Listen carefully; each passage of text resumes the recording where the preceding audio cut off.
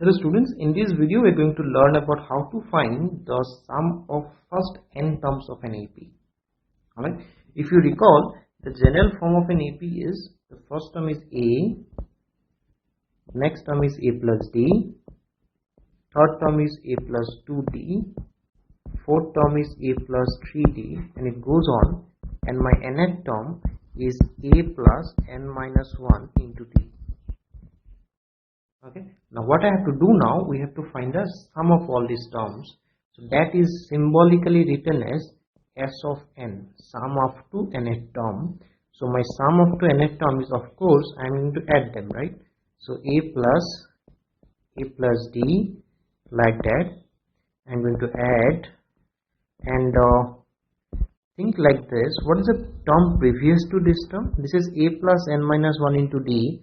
So its previous term will be A plus n minus 2 into D, isn't it? Plus A plus n minus 1 into D. Right? A plus D, A plus 2D, A plus 3D, it will go like this, and finally I'll have A plus n minus 1 into D. Now, if I reverse this list, I have explained this reversing concept in one particular question. If I reverse this list, it will still give you Sn only, right? And since I have reversed the list, I have to write from this n now. This will become my first term, A plus n minus 1 into D. This will become my second term, A plus n minus 2 into D, and it will go on like this. And finally I'll have A plus D plus A. I hope you have understood. So let me call this as equation 1 and this as equation 2. Right?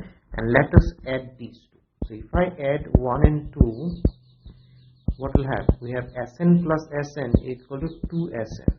Alright? Now this is very interesting. Please pay attention here. I will add the first term with the first term.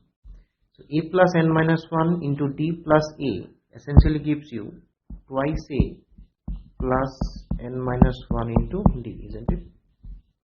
Okay, this was easy. Now concentrate. I will add now this term and this term. Now once you add, when you try to add these two, A plus A will give you twice A. Okay, so I'll have A plus A twice A plus, I'll take D common, you can try this one, and I'll finally get n minus 1 into D only. Alright, similarly, if I add the third term and the third term, I will get the same expression. So for all these pairs, you know, the first and first, second and second, third and third, fourth and fourth, if you keep adding for all these pairs, you will get the same expression, that is twice A plus n minus 1 into D. Right? So here we have actually 2 of Sn is equal to twice A plus n minus 1 into D. Now if I ask you the question, twice A plus n minus 1 to D k bar, how many times? Twice A plus n minus 1 to D, this term has appeared n times, n bar above, because in the equation 1 and equation 2 we have taken n terms, right? So plus ko n times hai hoga. Alright, so let's take a new page and try to derive the formula from there.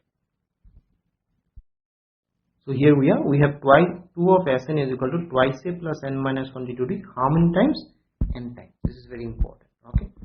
So now if I continue, I'll have 2Sn is equal to, so this has appeared, this term has appeared n times, so n into twice A plus n minus 1 into D. Okay. I'll take this 2 down now. I need to find Sn. So Sn will be n by 2 into twice A plus n minus 1 into D. Right?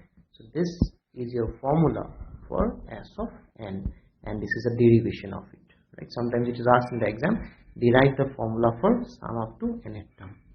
I can continue from there also, and I will get a very interesting part. So we'll have n by 2, this twice A I can split as A plus n minus 1 into D, isn't it?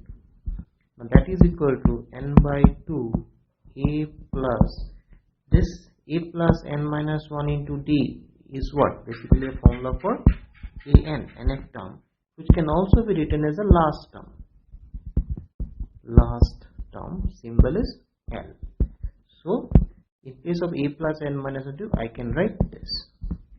Okay, so this can be your alternate formula for sum up to nth term. If the last term is given, you can apply the second formula. If the last term is not given, obviously you will apply this formula. Alright, so I have derived the formula for sum up to nth term. In the next video, we shall discuss some questions based on this formula.